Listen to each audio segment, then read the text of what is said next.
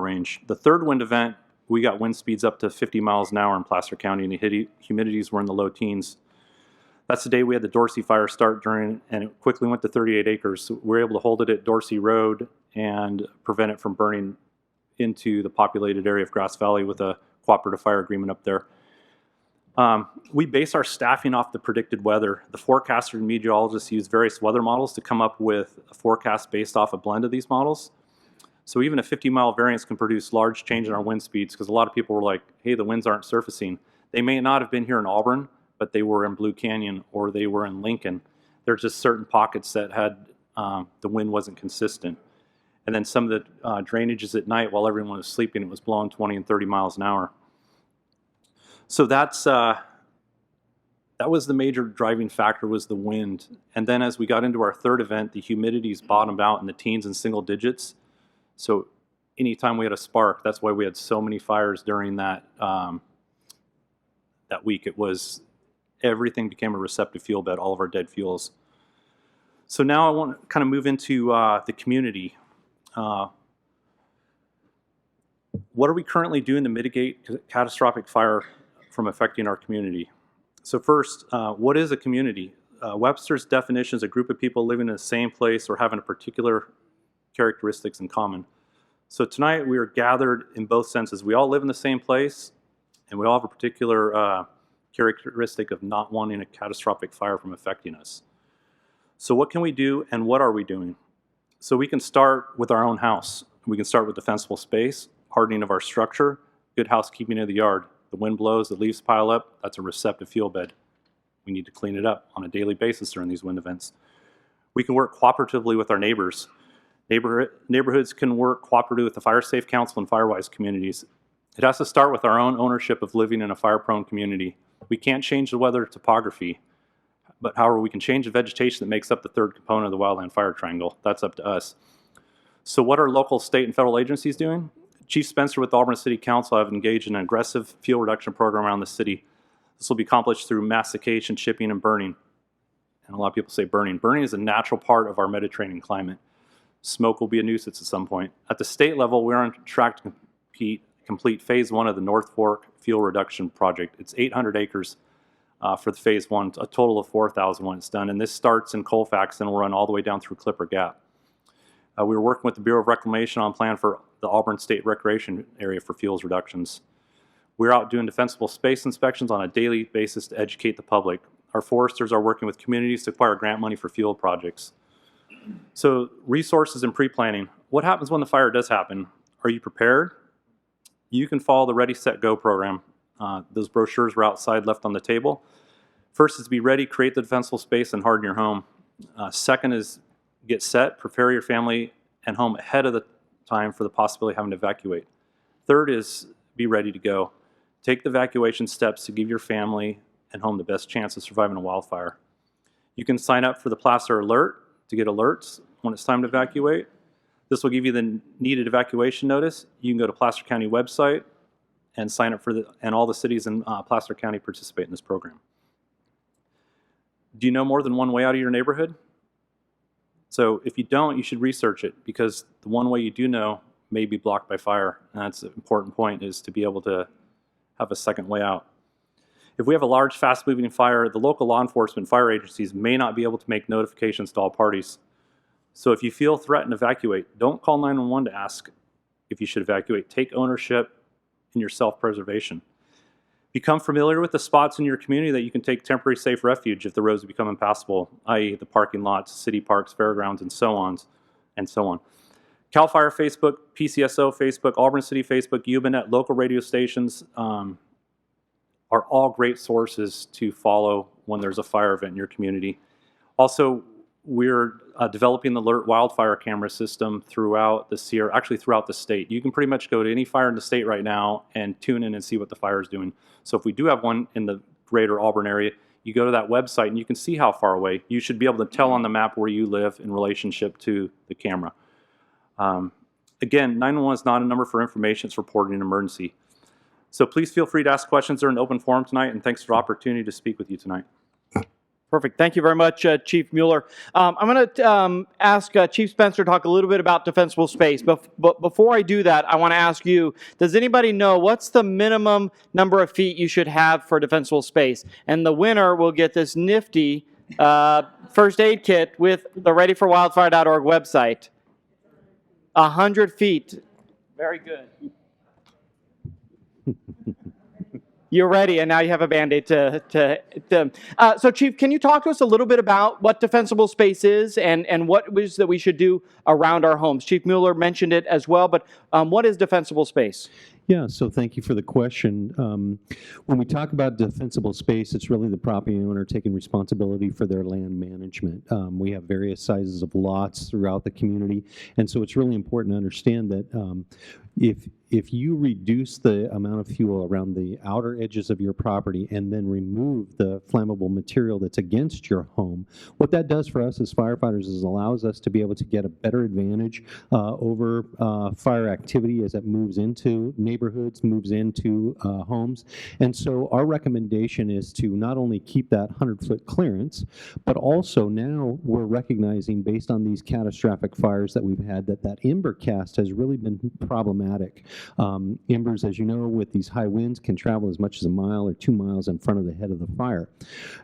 As Chief Mueller talked about, what happens when you have those leaves and needle cast and leaf litter at the base of your home, sometimes against siding or what have you, those little embers can then catch a small fire that begins to smolder in that area and then ultimately can end up destroying your home.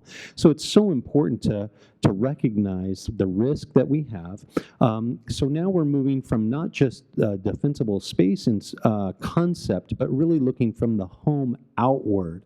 If we can start there and create some kind of an area that doesn't have flammable material that's going to increase the ability to be able to protect your home or even have your home stand alone without our help, because as you can imagine, if we have a significant event, our resources are relatively thin for this large amount of area that we need to cover. So we may not be able to have a fire engine at every home in every neighborhood. So we really rely on you to be able to take those preventative efforts early on, create that defensible space for us. We come out to the community here in the city of Auburn as our firefighters. We've completed over 840 defensible space or wildland urban interface inspections, where we come out to the homeowners, give them information about what they can do to improve their property, and really try to educate what we're looking for as subject matter experts to the homeowners here in this neighborhood. Has anybody had an inspection and did you pass? Right here, here's a free luggage tag. So you might want to put that with your evacuation kit, right? For either of the chiefs, it was mentioned by Chief Mueller about doing prescribed burning, and the Forest Service today announced that they're going to be doing some prescribed burning in Forest Hill, and it's likely we may see some drift smoke.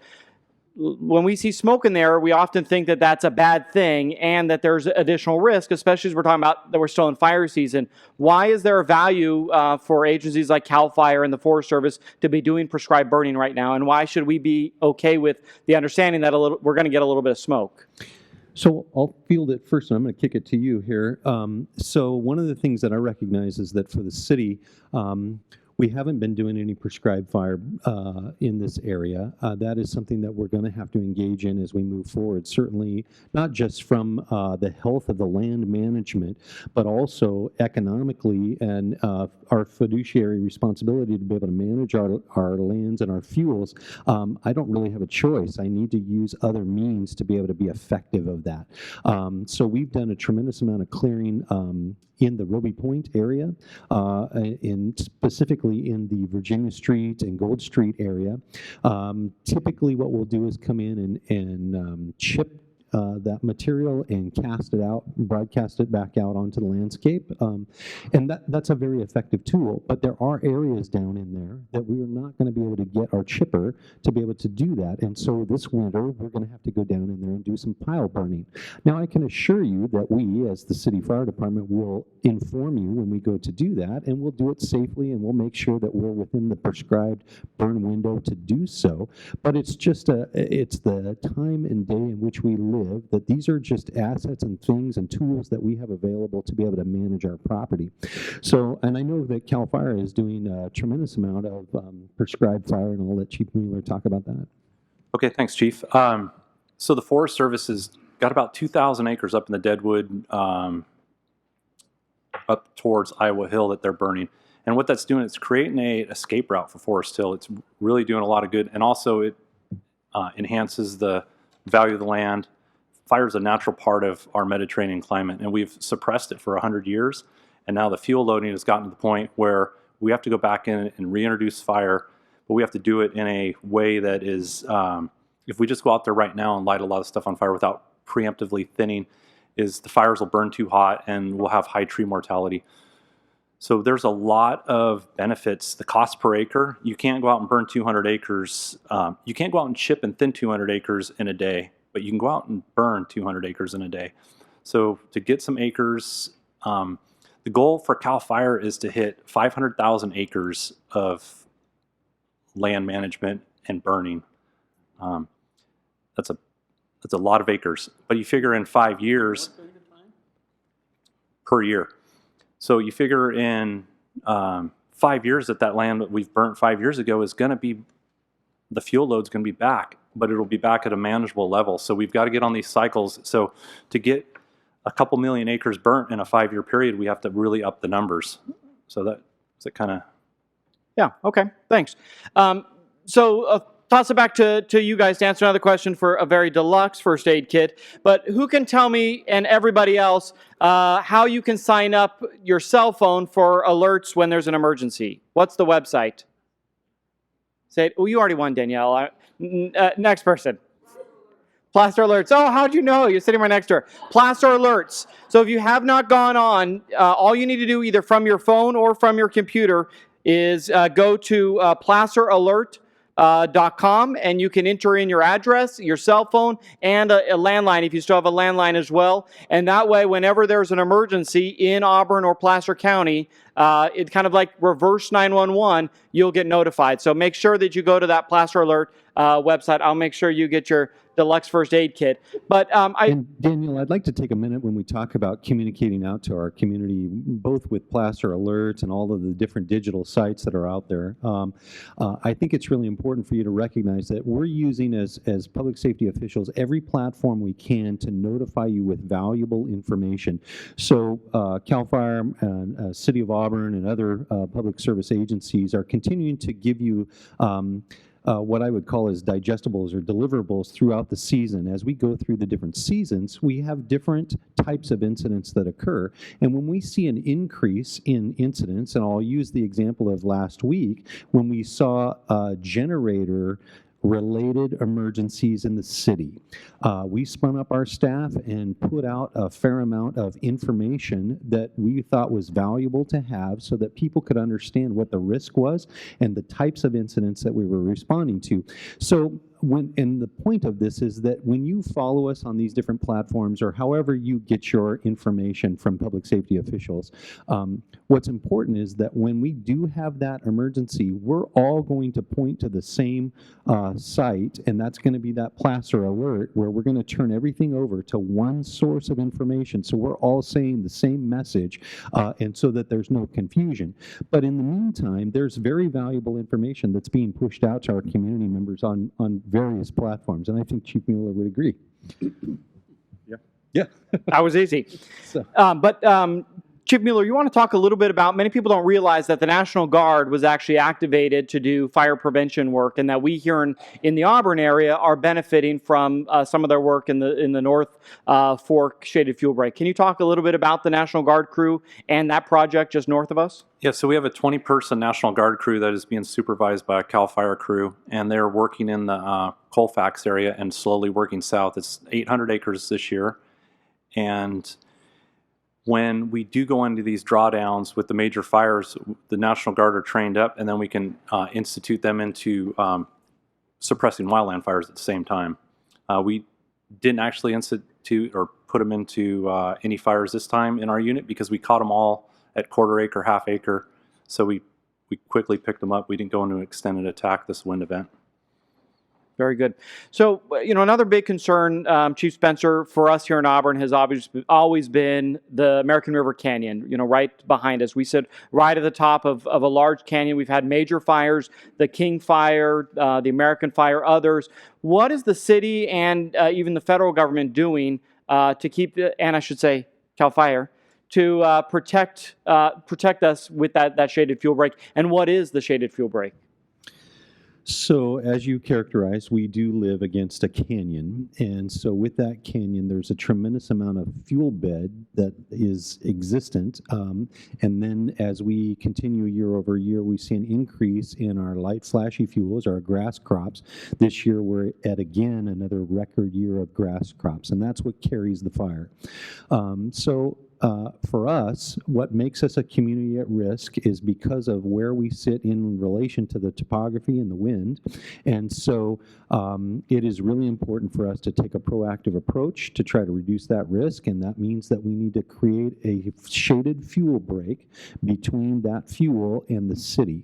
And so Kevin Hanley here from the Greater Auburn Fire Safe Council has been working long and hard for several years to try to implement that program, and I'm so grateful for his efforts prior to my arrival, where we can come in and help improve those efforts and continue to contribute to that level of protection. So what we do is we go in and we clear an area of prescribed acreage. It started as a 300-foot area that we thinned the fuels out, opened up the canopy, and tried to maintain it.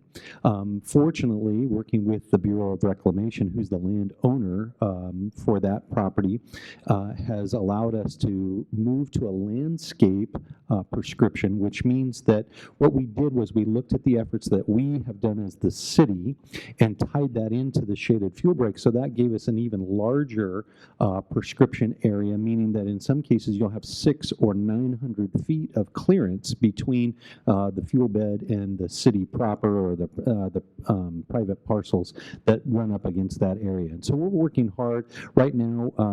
Thanks to the Greater Auburn Fire Safe Council and CAL FIRE, we have almost a $2 million grant to continue these efforts, and we're working at that every day, with the exception of our red flag days in which we need to cancel that work.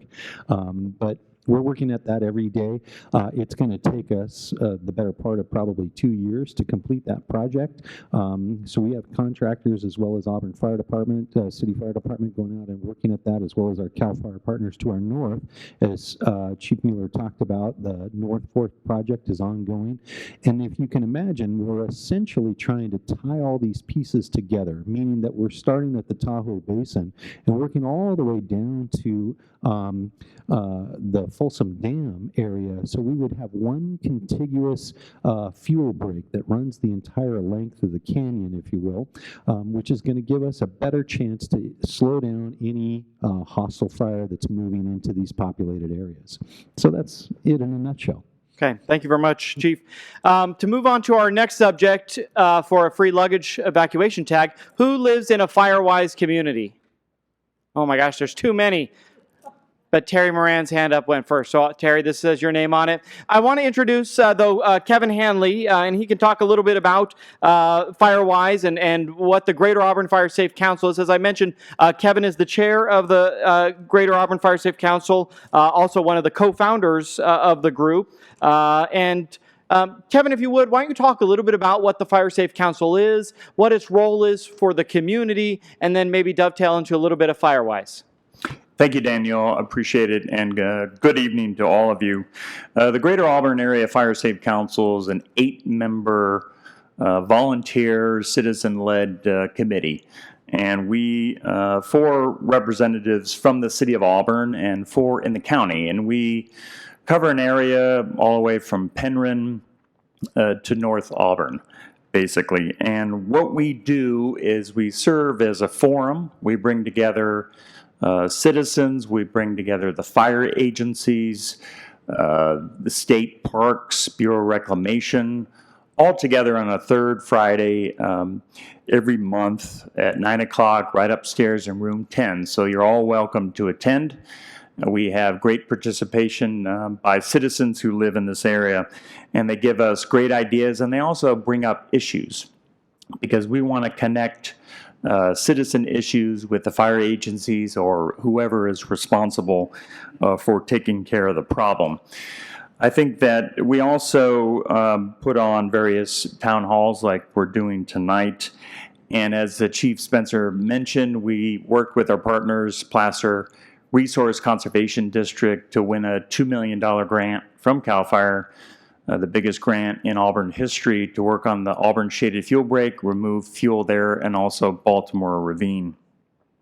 We also put together volunteer work parties to get the ball rolling in the canyon, and we got over 100 people in our first work party, and only a few people had poison oak, but we did all right, and we cleared a lot of land, and we were providing an example for citizens to get out there and do their responsibility.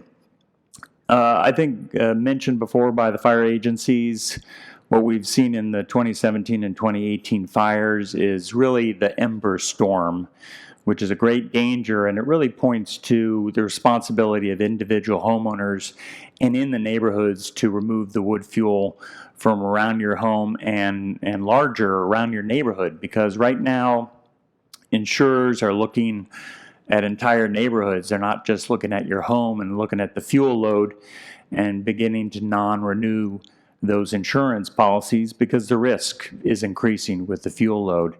And also, unfortunately, this year we're looking at declining home values in the Sierra foothills because of the fires and the increased risk. So we've all got to, as a team, chip in literally and remove the wood fuel.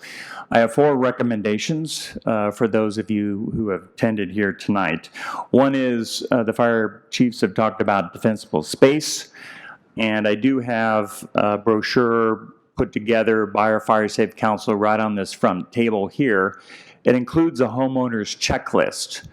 So while the weather is fantastic this November, take an hour out of your Saturday afternoon and take this checklist and walk around your home and look at your gutters and look at the fuel around your home and kind of grade yourself. And it's basically a to-do list for you on other nice days here in Auburn to work on, or get a gardener or other tree services. So take that checklist and go for it. The one thing that we've also learned from these fires is not only the 100 feet defensible space, but from 0 to 5 feet right next to your house is the ignition zone.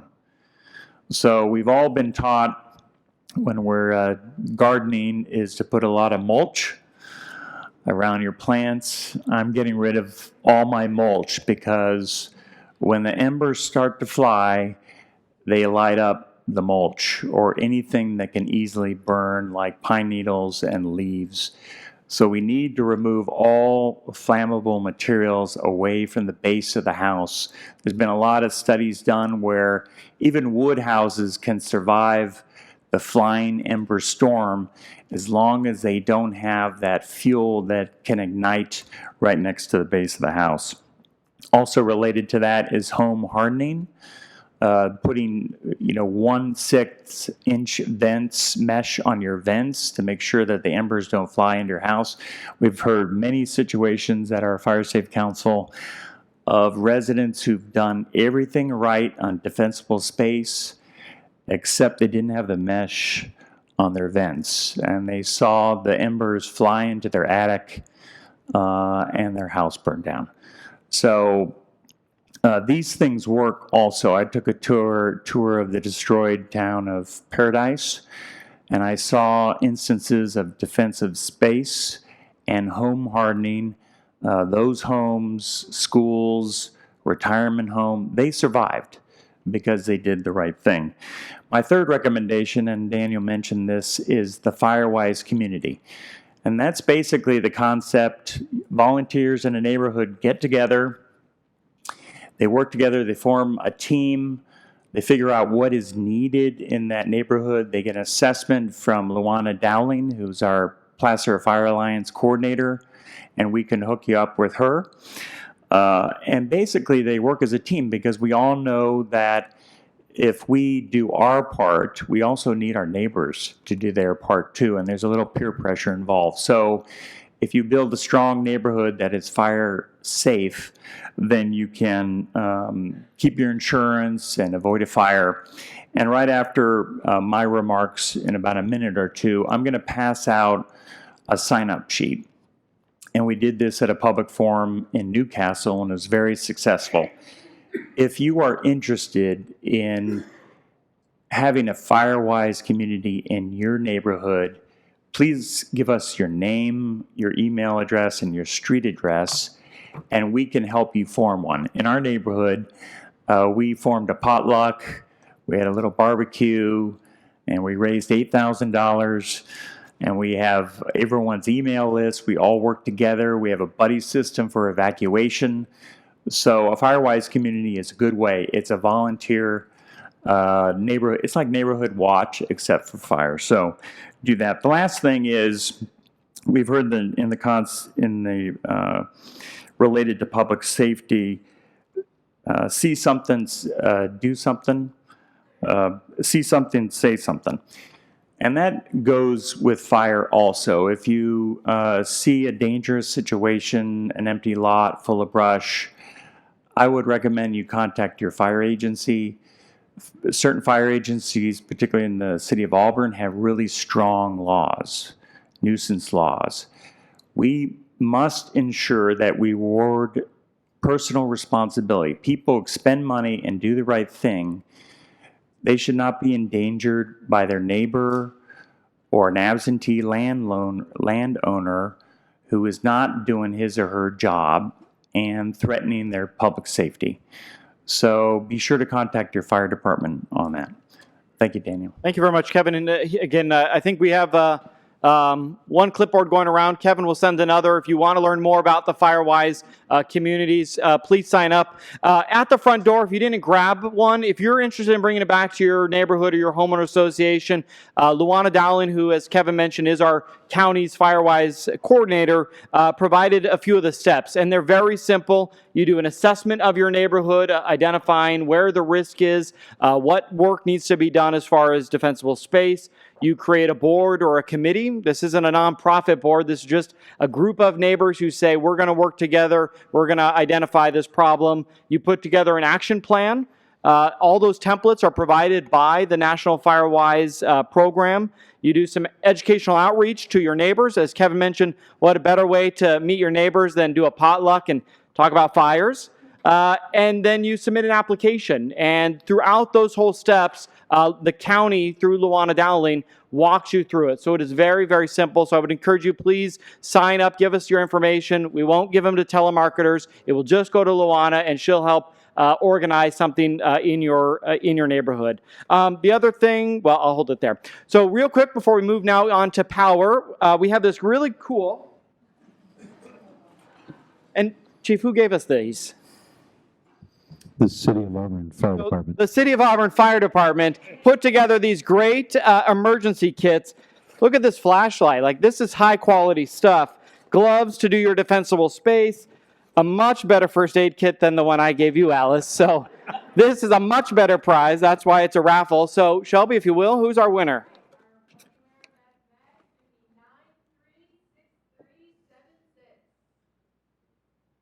In the back. Okay, we'll get you a bag. Congratulations.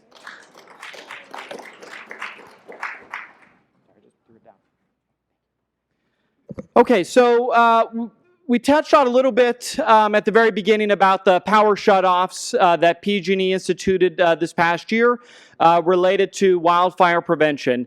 We know that many have voiced some frustration about that process, but we're very fortunate that Richard Hadley, who works for PG&E, he's one of their senior governmental relations representatives, but more important, Richard is actually a career firefighter working for the the U.S. Fish and Wildlife Service, so has a lot of institutional knowledge about wildfires, and so his job is really to help bridge the community and PG&E and explain what they're doing. So, Richard, why don't you talk a little bit about the Public Safety Power Shutoff Program, and what are some of the steps that we as residents, now that we've survived a few of these, what we should be doing and what PG&E could be doing in the future with shutoffs? Sure. Can everybody hear me? And let's louder. It was on. Okay, how's that? All right. So today is actually an interesting day for me to be doing this, because exactly 1 year ago today was my first day on the job with PG&E. So after 32 years of working with these guys on wildfires from the federal side, and as a public information officer on a what we call Type 1 incident management team, managing some of the largest fires throughout the western U.S. So I went from that to PG&E, and my friends asked me, what are you doing? So I'm here because I believe PG&E has a real challenge ahead of them, as well as Southern California Edison and San Diego Gas and Electric, who my former incident commander works for now. And just like joining the Fire Safe Council in Auburn, I wanted to help try to solve this problem where I can and bring my fire expertise to PG&E. PG&E is actually hiring a number of CAL FIRE folks, as well as federal fire folks. So one of the things I want to point out as we get into this and kind of explain why we're doing power shutoffs. So today, I went and I looked at the Northern California Coordination Center for Fire, and they have predictive services in there. They look at weather, and they look at fuels. And I looked at 3 of the indices for the fuel conditions here in the Sierra foothills today. And today, the what we call the 1,000-hour fuels, those are large logs that dry out, and those are at an all-time. Today is set a new record for how dry those fuels are in the Sierra foothills. The same thing with the energy release component, which is if you took a volume of fuel and you burned it, how much energy would it give off? Those are off the chart, and it's setting a new record today. And the other index is the burn index, and that also has set a record. And what's going on is that our fire season's now approximately 80 days longer than it was 20 years ago in California. So it dries out earlier, and it stays dry later. I can remember taking my daughters trick-or-treating here in Auburn in the rain. Usually we had our season-ending rain event by now. And as what's happened, now we have those dry fuels pushing deep into November, like happened with the Camp Fire last year. And then that makes us susceptible to the storms that come out of Oregon across the Great Basin and cause the Diablo winds up here and the Santa Ana winds down south. In the past, up north here, when we got the winds, most of the time the fuels were already wet and we didn't have the catastrophic fires. So today, as we sit here, the only thing we're missing from having a catastrophic fire is the winds that we saw last week. And last week at this time, just a little after 7 o'clock, I was sitting in the Emergency Operations Center for Sonoma and Santa Rosa, the county of Sonoma, as a PG&E representative there. And at that time, we had 96,000 people without power. We had a catastrophic wildfire burning, over close to 200,000 people evacuated, and we had 23,000 people where PG&E turned off their natural gas ahead of the wildfires to help the firefighters. So I lived through that for the last 12 days. It was very challenging. And did we do the right thing in terms of turning off the power? We had one wind gust on the top of Mount St. Helena at over 100 miles an hour. That's a Category 2 hurricane wind force. And the winds were in the 50-mile-an-hour range down into the hills of Napa and Sonoma County. If we had not turned the power off, and we know it's a tremendous impact, if we had not turned the power off, I can't imagine what we would have had on the ground in terms of wildfires. And so I'll point out a couple things. We hear about our system is in disrepair and PG&E is not putting the money into it. Well, since I've started with PG&E, we spent billions of dollars this last year and the year before removing vegetation from our power lines. We still have some more work to do, but we've treated the highest risk areas. During these wind events, we've still had branches, treetops blow across from well outside our easement area and hit our lines. Also, the other thing we have up here is really tall trees. So, and I know this from having worked with the National Park Service in Yosemite. I remember major blowdowns in Yosemite Valley of giant ponderosa pines that otherwise looked healthy. They were green all the way to the top, no signs of being diseased, but they had root rot. So there's things like that, and those trees are going to reach across our utility corridors and impact the lines. So despite those efforts of trying to remove the trees, we're still having impacts. And that's the nature of these hurricane force wind events, and we're going to see that.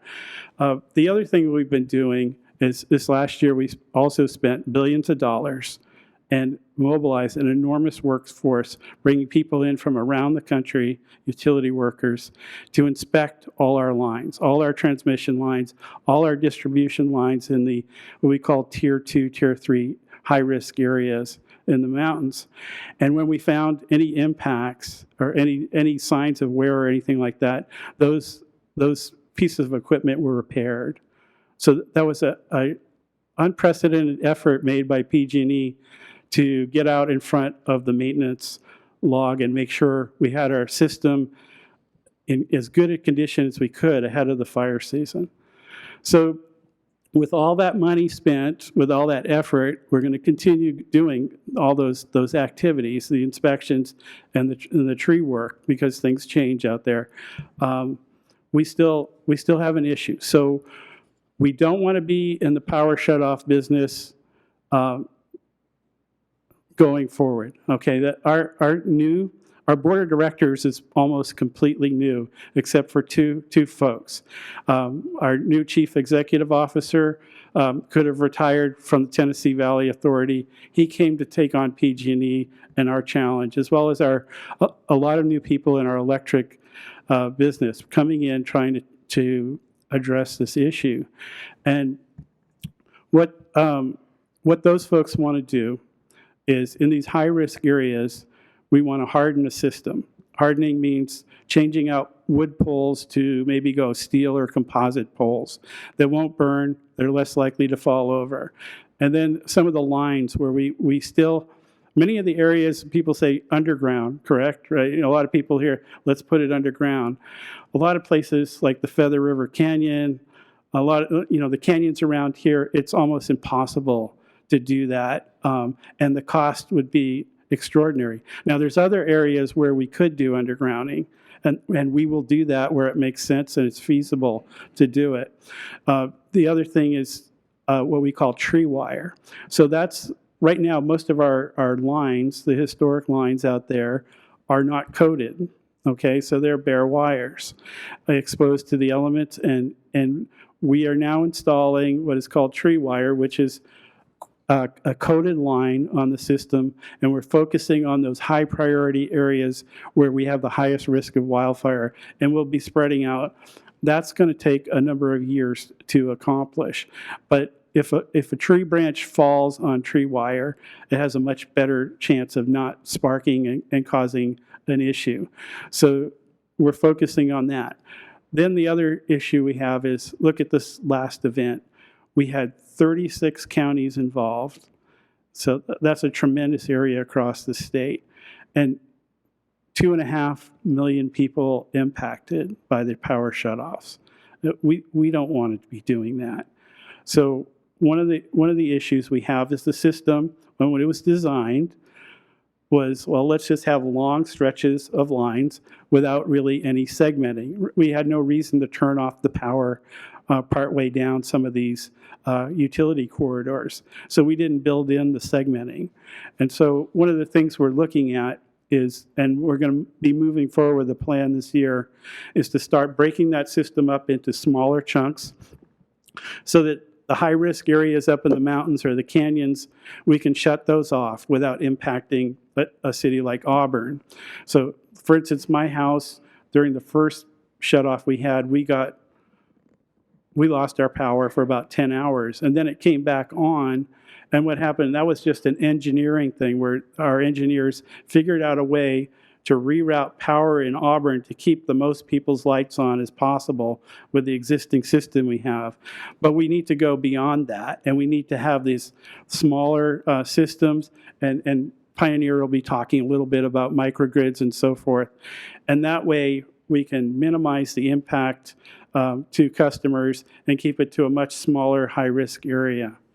So that's our plan. That's what's going on. That's why we're where we are right now. But when we do have these wind events, we don't have, I mean, we have a choice, but the alternative is so horrendous.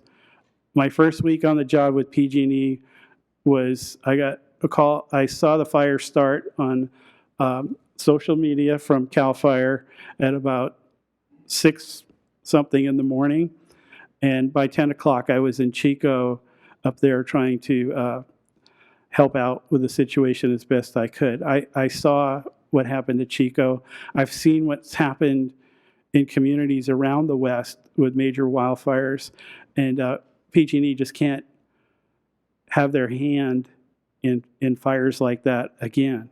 It's your lives, it's your property, and it's our homes, and all our workers. I have not met anybody at PG&E since I've been there that doesn't care about public safety first.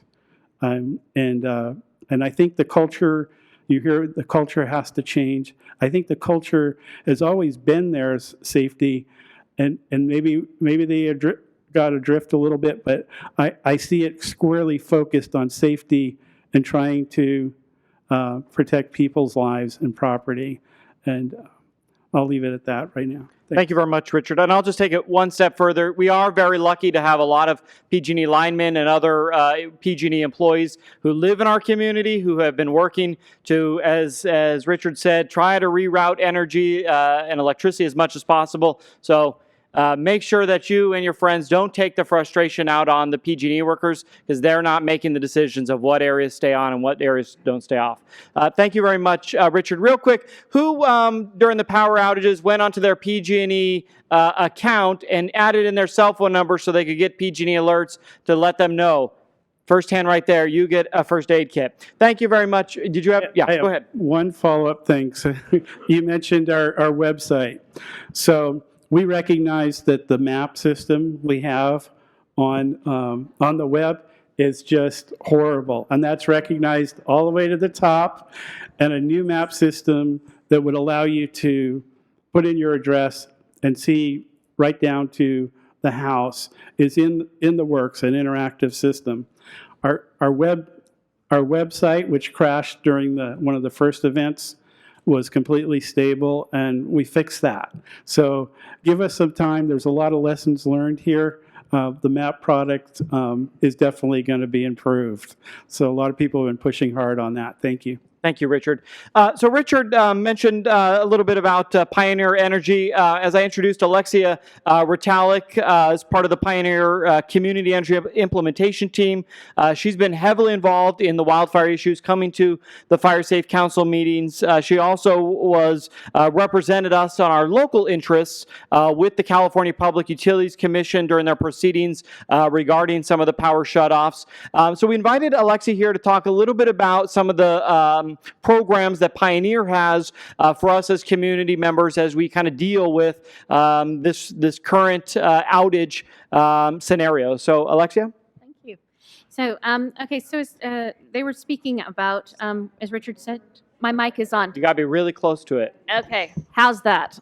All right, we'll project into that puppy. Okay, so as Richard was talking about, Pioneer has been, as a local community energy provider, we've been looking at a lot of the options and things around public safety power shutoffs and what options there are. PG&E has looked at this and has acknowledged that it's going to take some years. We may be subject to public safety power shutoffs for quite a while, and a lot of community members have said that that's not going to work for us. What are our options? And so there are a lot of things that we've been looking at. How many of you have who have solar? Any of you guys are solar? How many of you were surprised that, wow, my solar didn't work when the power was off? Yeah, that happens. Unless you have something on the other side of that inverter that says you either have power or you have a battery, it's going to shut off for the safety of anybody working lines during a power outage. So one of the things that the Pioneer Board has discussed, and Ms. Mackey was right there in that discussion, is looking at taking our Empower program, which provides financing, and restructuring some components of it to help businesses and residents that have solar get battery installed as a backup. So that could help some of our community there. But the community at large, the greater community, what were we looking at? And there are some options that are being discussed statewide and by a lot of communities. There are things like islanding your communities that have self-generation. Okay, so that's a lot of words. What does that mean? It means communities that have local generating facilities, turning those facilities into the local power provider on your local grid, and then islanding it against the rest of the power shutoff. Wow, guys, we have the Middle Fork hydroelectric facility. That's a big opportunity. That's something that Pioneer will be looking at with a lot of our other communities about what might be possible there. There is also what's called an echo block. An echo block is taking a section of a community, it can be several blocks, can be a downtown square, and putting solar on in excess of what those businesses and residents need, coupled with a battery storage component to take that extra power and have it in there so that when the power goes off, those businesses and residents and others in the public, street light, on-site parking and charging, have access to power when the power's off in the rest of the grid. Some of the other things include developing microgrids. Microgrids are a component, and they can have different types of structures, but they provide power and allow sections of communities to have the local generation right there. It can be built up from different kinds of things, from solar and wind and a whole bunch of different options. But examining what might be possible in Placer County and each of its communities based on the unique needs and structure of those communities. So those are some of the things that we've been doing there. Daniel mentioned that we represent at the Public Utilities Commission. We have been taking the voice of the foothills to the Public Utilities Commission.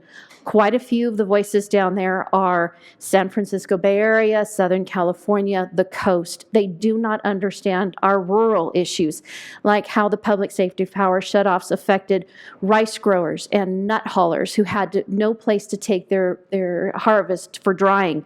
They don't understand our agricultural community when it comes to livestock and the wells and the folks who have pumps and things along those lines. They also don't understand the distance between some of our communities and community resource centers. It's great to put a resource center in Auburn, but if the power shutoff's in Forest Hill, that's quite a drive for the Forest Hill people. So there's a lot of conversations we're having there representing the issues and things. And we've been talking to Bob and Keith today, Bob Richardson and Keith with the Chamber of Commerce, about getting the stories and communication about the impact to our rural communities and our businesses into the Public Utilities Commission.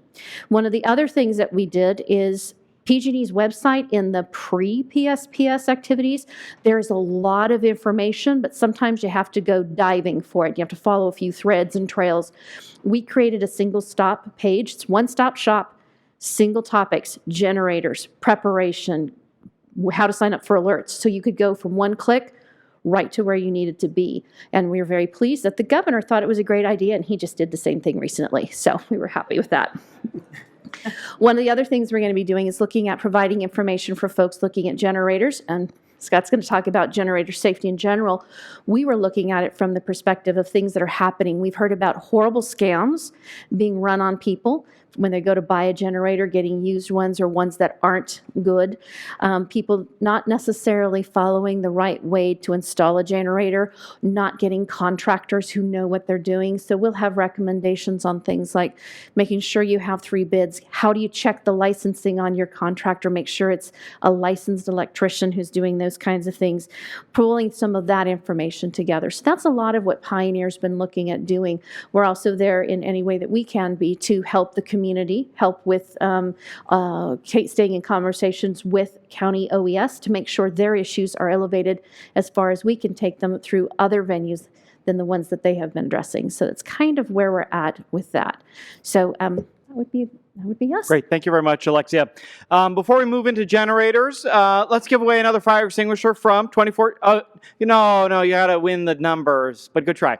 Another fire extinguisher. He raised his hand. He was the first one to raise. But I'll give you a free luggage tag. But the winner of the extinguisher is 936101. Kathy Baxter.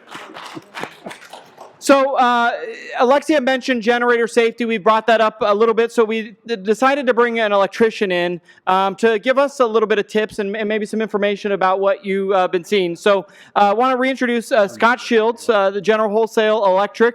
He's been an electrician for over 24 years. So you've heard some of the discussion here about how generator popularity has obviously gone up. What are some of your recommendations you have for us? First and foremost, in full disclosure, I'm not an electrician. Oh, okay. My mistake. You just looked like you play one on TV. Well, that's a doctor. Okay. But he stayed at a Holiday Inn. Yes. I work for General Wholesale Electric. Okay. We sell electrical parts. I sell 2 electricians. And boy, oh boy, has it been a fast 3 weeks. Nothing but. It's just been generators. Good news is we've had a lot to help a lot of people with. Bad news is a lot of people don't care how they put it in. I just want my refrigerator to work. I just want to watch my TV. Sad to see some people walk out where our job is to sell their products, and we'll just shake our hands, shake their hands and shake our heads as they walk out. We'll sell you what you want, but show us where the mushroom cloud's going to be, because there's going to be one. And listen for the sirens, because there's going to be one. People just don't pay attention to what they have to do. They pay attention to what they want to do. And that's immediate satisfaction. Now, safety be damned. It can't happen. The fires from the wind, the fires from the embers, and all the other mitigated circumstances that can happen, everybody here can help with the house fires. And that's strictly getting a licensed electrician to do the electrical work, as she mentioned, by getting a plumber to do the plumbing as well. Electricians shouldn't do both because they're only a C10, they're only electrical only. So it's very important. Don't try to run your whole house because you're not going to be able to do it. I've had a few times people say, I want to run my whole house on a generator. Oh, really? What's on it? Well, there's the TV. We have 3 children. They all have TVs in their rooms and computers and internets. And once in a while, I like to crawl into the spa after work. Really? They can be a lifeline, especially to a lot of people who absolutely have to have it. CPAP machines, oxygen tanks. They're necessary, but they need to be safe. Because you're not helping anybody out if you're just putting a firebox next to their house and saying, okay, I got power with alligator clips hooked onto the bottom of the panel. It's not going to work. It's not going to work. Make sure your neighbors know this. Whether it's a portable generator, a standby generator, help each other. We've been talking about Firewise. You've been talking about the communities. Let your neighbor know what they're doing is not safe and you care. Let them know. If you don't tell them, nobody's going to tell, or nobody else will until it's too late. Now you've got the saddest, of course, somebody passing away, dying because of not doing it correctly, or heaven forbid, a fire that starts in a community. They can all be prevented by each one of you, at least to some extent. And I think that just needs to just go on and on from all of us, community to community, fire, PG&E, and everybody else is all here for you, and each one of us has a little step, I think, to help. And I really appreciate the invite and talking to all you folks, too. If you have any questions, always feel free. We're here for you and all the time. All the time. Thank you very much, Thank Scott. you. Lexi, did you have a follow-up? So just real quick, some of the things that Pioneer will be developing are kind of like a series of checks on how to develop your generator approach. It starts with, what do you really need? Do you really need the spa and all of those other things, or do you need the refrigerator, the freezer, and perhaps medical devices? It's matching your power need to the right generator and then the right circuits in your home to the generator box. There are outside boxes that need to be installed in order for generators to be connected to homes to safely switch from line power to generator power, and for some very specific reasons. 1, a generator can blow your circuits. 2, you can start a fire. 3, you can kill a PG&E worker on a line if you backfeed. It's very, very important. These are not simple, easy things. These are very specific safety issues that need to be addressed. So the licensed electrician, thinking very clearly about what you want. What's the minimal need? There are a lot of companies out there that can provide generators that can switch on automatically, can power an entire home. Is that going to fit within your budget? If not, look to what do you need, what kind of generator do you need, and what can you fit within your budget, and looking to the contractors and the right type of match to the system you're looking for. So we'll be having tips and things like that for folks to use to help them make the kind of evaluations they need to provide the kinds of systems that Scott's talking about in a safe manner. Thanks, Alexia. Chiefs, you guys both had mentioned the increase in emergency calls during the power outage due to carbon monoxide concerns connected to generators. Do either of you have any safety tips if you are going to use a generator? Though you kind of scared me out of the idea of having one. But if you do have one and you're only charging those things that you need, what are some of the safety tips of using it, making sure that you mitigate carbon monoxide poisoning or even fires? So first of all, we need to recognize that there are many different types of generators, as we're talking about. Many of the portable generators run on fuel, gas. So this is really a new anomaly for us. And so what I found this last week as we drove around town with the power out, there was a tremendous number of generators that we used to power some businesses as well as local homes. And so we start asking the questions, well, wait a minute, what are you going to do with this generator when you're done with work today? Are you going to take that generator that's full of fuel, that has fumes that come off, and put it inside your workplace, close it up tight for the night? That could be a problem, right? The other types of incidents that we responded to last week were actual carbon monoxide alarms, and they were alarming because the generator was being run inside the home. So it's really important to recognize that that type of activity certainly is not advised and can really hurt somebody if potentially somebody can die as a result. So those are the kind of things that are really important, and that's why I was trying to share with you earlier that when we come across this stuff, we're going to post up that information as quick as we can and get that information out to our community so that people are having that conversation, talking about it. We're in a new time and a new day where these are problems that we didn't forecast or see coming, and so we're now having to pivot as public safety experts to figure out how can we help you, the community, without moving away from our total mission and responding to emergency incidents. And so you want to add anything to that? Yeah, most of the fires I responded to in the last couple of weeks with the generators were improper installation right up next to the siding. 2 of those, people allowed stuff to accumulate on the generator, the pine needles falling from the trees around it.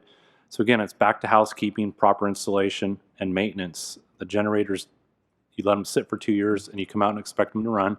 You need to perform the maintenance on them yearly, just like your car. And I think 2 of the 3 that I went to would have been prevented by just simple maintenance, seeing that the exhaust stack was pointed at the siding 3 inches away versus turned the opposite direction. So just simple housekeeping goes a long way.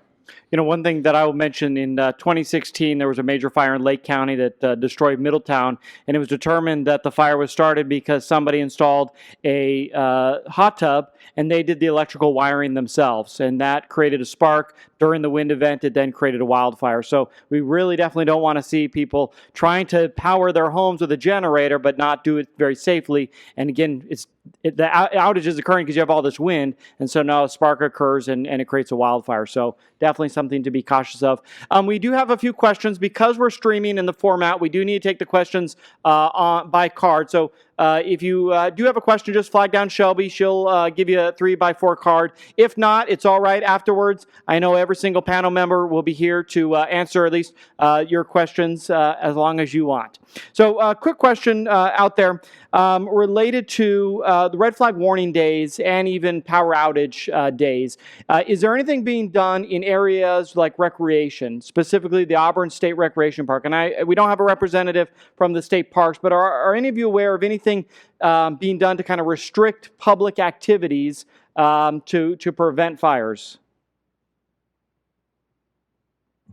To my knowledge, the state park isn't implementing any ban on activities in the state park that would be within the normal limits, hiking, mountain biking, and such. That's about it. And would there be, and the question continues on, is there a strategy to notify visitors in parks like Hidden Falls when there's a fire or when they need to evacuate? I think we mentioned the plasteralert.com, but is there other ways, if you're out recreating, how do you know there's a fire in your area? So again, this is one of the things that we continue to try to communicate out, is that when these weather events occur, we need you to pay attention. We're trying to push out safety information. So one of the things that we have released our wildland urban interface strategic plan for this city. In that, we've identified that it's really important to implement a red flag warning program, and where we're actually going to fly flags here in the city.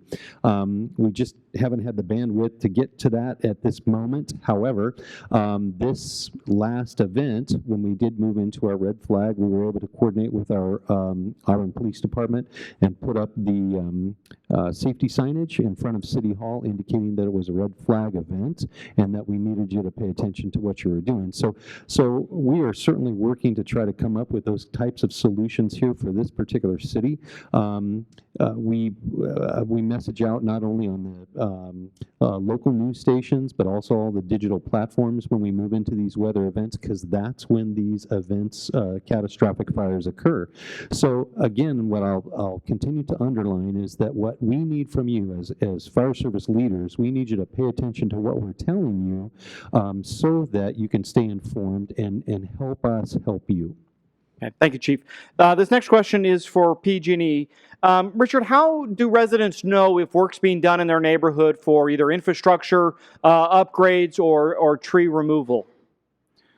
Okay, so in terms of infrastructure, if there's going to be an outage to a certain street, they will generally notify you a week or two ahead and then provide updates going forward.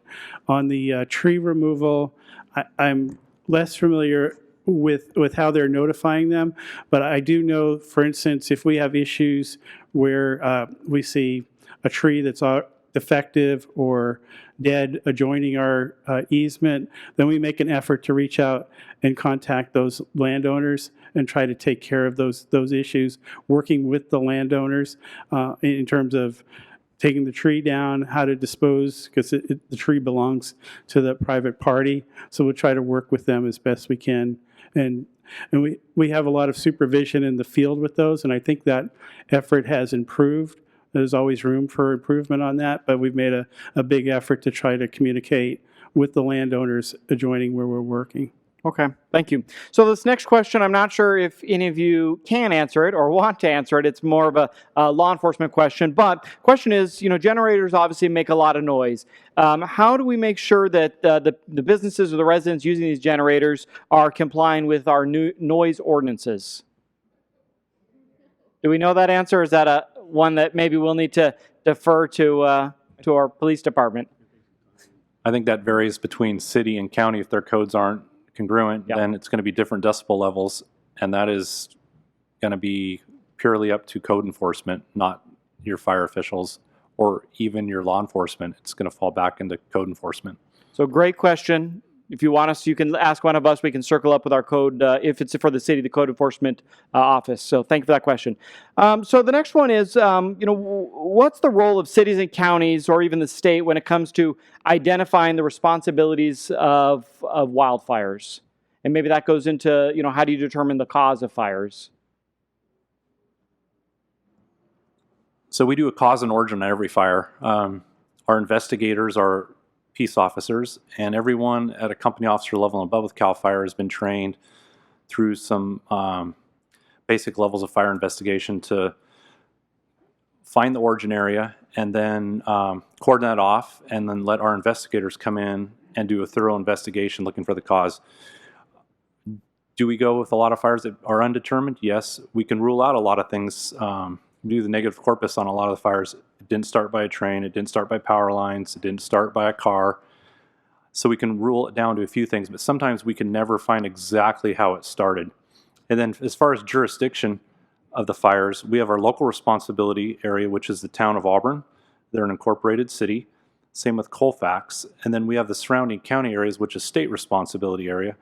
So that's where CAL FIRE has the responsibility for investigation of the fires. And then we go on to our counterparts on the Tahoe National Forest just up the road, which is the federal responsibility area. They have the responsibility for determining cause and origin on their property. So Steve, taking the question one step further, when the cause has been determined and it's a specific company or an individual, are they held responsible both criminally and even financially?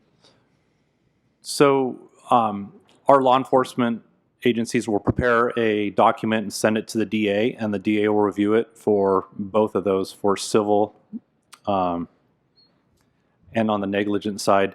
And we do go after cost recovery. If someone's out mowing the lawn or mowing their field at 3 in the afternoon, and we come out and they say, I was mowing the lawn and here's the fire, we're going to go after them for cost recovery. Okay. Thank you very much. So this next question is about undeveloped land. This individual lives next to an open field. There's not a home on it. How do they ensure that they have the proper clearance when it's a vacant lot that abuts them? So again, this really falls back into code ordinance and engineering efforts that we put forward, particularly here in the city. So we typically we have not only our inspection-based program, but also my office receives complaints from community members identifying areas of problems. When we find that, we'll go in through the county information database and figure out who the property owner is, and we'll contact them and inform them that their property is, if in fact is in violation, then it's a nuisance for us, and that they need to manage their property. In the event that they don't do that in a timely manner in the city, we have the opportunity to go ahead and take action and then charge the homeowner for that process. Now, I believe the county has a little bit different codes and ordinances as to the process, but the concept remains the same. So is that for the entire property? In this example, they live next to a large field, and this property owner does put about a 50-foot break between the homes and the property, but it's a much larger piece of property. Is all of it required by ordinance to be cleared off, or is it just a certain portion right next to the homes? Right. So we require the 100-foot clearance around the entire outer area of the property or the parcel. Okay, Chief, do you know in the county? I don't know specifically because that falls under code enforcement, but they do have the same sort of thing that you have to provide the homeowner adjacent to it with the 100 feet of defensible space. We're not going to the code enforcement is not going to require a citizen to clear all 20 acres if they have a 20-acre parcel. Okay, thank you for that. So there's been a lot of questions in the media about development and land use planning, and should we be building homes, in high-risk areas? What decisions are made as far as the fire department when it comes to zoning and other codes that impact or even reduce the risk of wildfires or the risk of structure loss?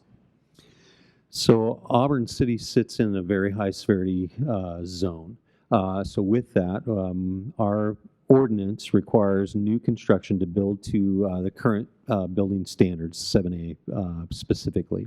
We most recently came before the council to look at our maps within the city, and when you look at the map, there is this appearance as though there's a section in the city, in the center of the city, that maybe doesn't have an identified area.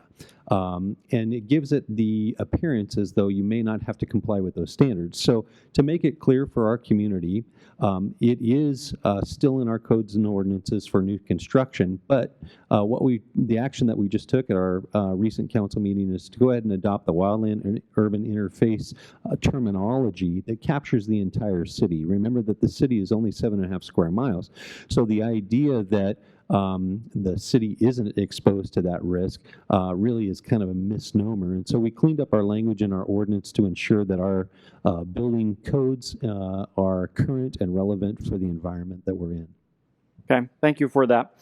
There wasn't a lot of discussion, but maybe you could expand on, or actually, Kevin had mentioned home hardening. Can you talk a little bit briefly about home hardening and what the codes require? You mentioned new construction, but what are some of the things that your firefighters are doing when it comes to home hardening education?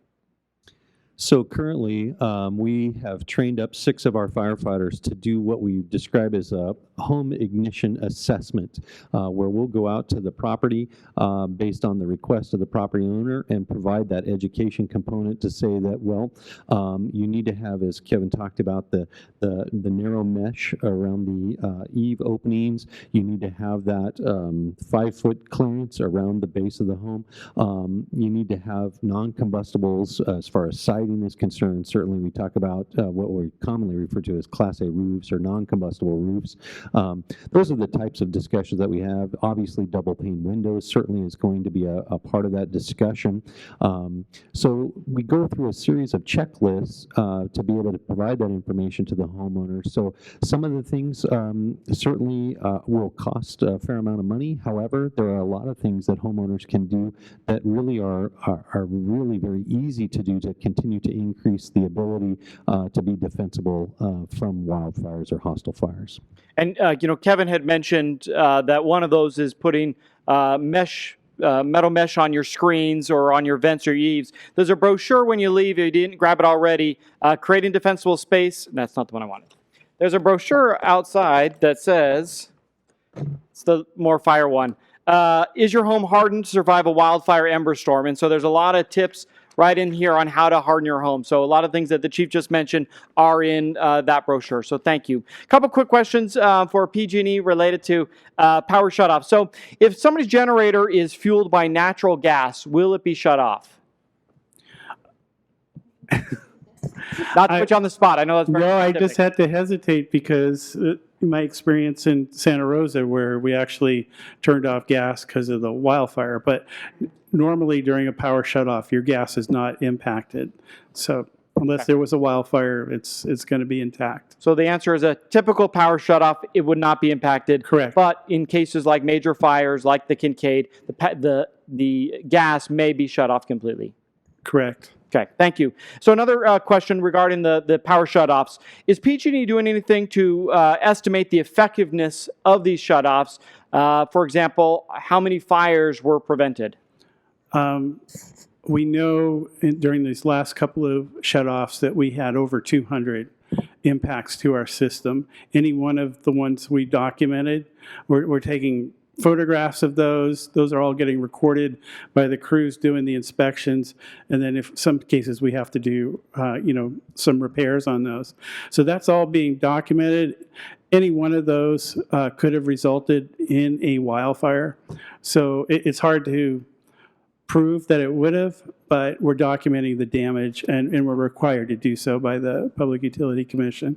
Okay, yeah, Alexia? We also add that the Public Utilities Commission has opened an investigative proceeding into public safety power shutoffs to evaluate that exact thing and kind of compare it into the cost of actually doing the shutoffs themselves. So they're going to be looking at exactly that question. So, I mean, you could look at 2017 in the North Bay fires and how many we had during those wind events. So there was a number of fires that were attributed by CAL FIRE to be PG&E equipment, and some still in question, such as the Tubbs fire. But and you can compare that to what we just went through with 4 events in the North Bay, and we had one ignition off of our equipment. So I have one more, Richard, and then we'll let you off Yeah. the hook here. So this question's related and more a comment as well about the frustration of downtown Auburn being shut off with little notice. What I have seen, though, in the series of shutoffs that we've had is PG&E has really worked to ensure that the commercial districts are on for the most part. Not completely, but it seems the Highway 49 corridor, pockets of Old Town, and some of downtown. Can you talk anything that PG&E is doing strategy-wise to keep our businesses up and running? So I mentioned this, where we can route power around to service critical infrastructure such as hospitals, fire stations, other emergency response facilities. That's a priority. And similarly, when we go into the restoration, we do the same thing. We give priority to get those critical infrastructure items, particularly downtowns, back up and running. So it is a priority. There's limits on what we can do in terms of routing the power, and in some cases we're successful at being able to re-engineer the system and backfeed into certain areas that are important to people. Others, we just don't have the options. Okay, thank you for that. So this next question asks, are there any sirens or other methods of alerting citizens of a fire in the event of an outage, including the loss of cell phone service? So the different counties have started to adopt the high-low siren. You might recognize as like the European siren. Can you do it for us? No, I'm going to have to defer that to you. But Nevada County is well into the implementation of it. Chief Spencer, do you have anything to add for the Auburn area? These are discussions that we're having. As you know, we in this county are coming together with OES and continue to look at our evacuation plans, and that's a part of the discussion. And so it traditionally has been individual cities or areas that have had their own plan, so it's a little bit disjointed. So what we're trying to do is bring everybody together so we're in a unified front as to how we address it. So we haven't decided which direction we're going to go, but we're currently working on that. So we'll add that to your list. Right. Hey, Daniel, Yeah, I'll just add, from going back to Sonoma County, 2017, they did not have that system in place, or it was limited. This time they did, and the response from the community in terms of their appreciation of how that evacuation went, because 200,000 people, a good chunk of Santa Rosa, Healdsburg, and Windsor were all evacuated, and it went very smoothly. It was really well done. Thank you for that. I Lecter? actually hosted some folks who were evacuees from Santa Rosa, and they had family who were there when they got the notice to evacuate. The phone lines were down because of cell towers and no power, and the high-low is what woke them up and made them realize it wasn't just a siren for a fire or a police response. It was the pack go now, and that's what they did. Thank you for that. So we're trying to cut off at 8 o'clock, so I'm going to ask one more question. We'll do some closing comments. If your question didn't get asked, these fine gentlemen and ladies will be happy to answer your questions afterwards. But the last question is about the chipper program, and I'm not sure if we discussed it yet tonight, but the county has a chipper program. How can residents take advantage of that? So they can call the CAL FIRE headquarters at 530-889-0111 during business hours, hit extension 0, and then ask to be transferred to the chipper program. And the chipper program will call you back and get you on the books to come out and chip your dead woody material. They're not going to chip blackberries. They're not going to chip Poison oak? poison oak and junk. So it's the manzanita, it's the tree branches, and there is a minimal charge for it, but you have a 4-person crew and a chipper, you can't go wrong with it. So it's a great resource that we have in Great this county resource. for sure. So again, 530-889-0111, and then extension 0 during normal business hours. So I'd like to Hey, wrap Daniel, up. Yeah. I was just want gonna to hand it to mention you guys, related Kevin. to the chipper, the Firewise communities and neighbors figure out if they're going to do a project that year. And so they figure out what they're going to do on a Saturday and work on it, and they can order that chipper from Placer Resource Conservation District or Big Bend. So it is $40 per hour, and if you get all your neighbors to do a big work project at the same time, really lowers the cost. And I know in our neighborhood, when we did it, we filled it up. So it's a good program, and it's added benefit for neighbors who work together. Fantastic. Thank you. Chief, closing comments for us? Well, once again, I just want to say thank you to all of you that came and shared this experience with us. Continue to have good exchange, questions, and answers. I hope that we're trying to meet your needs as you expect for trying to give you the information that you're desired. I just want to remind you that we're in a different day. The fires that we're seeing are larger, they're more destructive. Our weather events are significantly different now. So there is no single solution, and we didn't get here overnight. So it's going to take us a while to get ahead of this. But in the meantime, we all need to work together with solutions. And there's no single solution, so everybody doing their part will help us get there quicker. So for that, thank you very much. Thank you, Chief. So we do have a few more prizes that we want to make sure you walk away with. So Shelby's going to draw a few more tokens, and while she does that, I'm going to give one more plug. When you exit, please make sure, if you didn't already, sign up if you want more information about how to become a FireWise community. I think we already have a whole sheet signed up, but if you didn't, please come and do that. And then as you leave, there's a lot of good brochures. The FireWise community that Kevin mentioned, there's also a great checklist, homeowners checklist inside and out, the Fire Safe Council brochure that Kevin mentioned as well, and then a couple more on defensible space and home hardening. So you should not leave without some trees that we've cut down and printed on that has good, valuable information.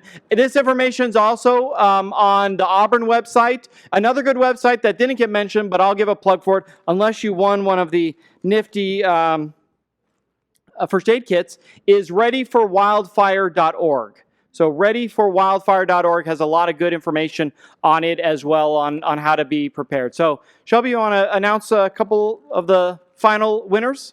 All right, we got 4 more, so make sure your tickets are ready. We'll try to do this quick off and get you all home. All right.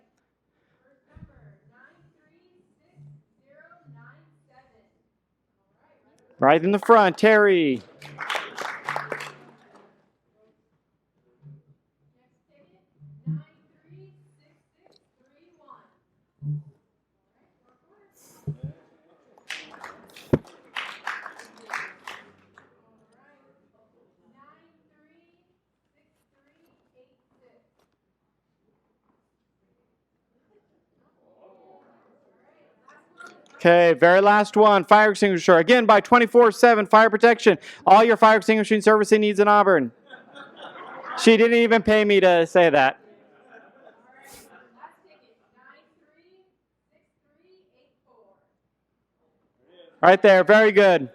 So thank you guys very much. Please, one more round of applause for our panel. And we'll be here to answer any questions. Thank you for taking the time to join us tonight.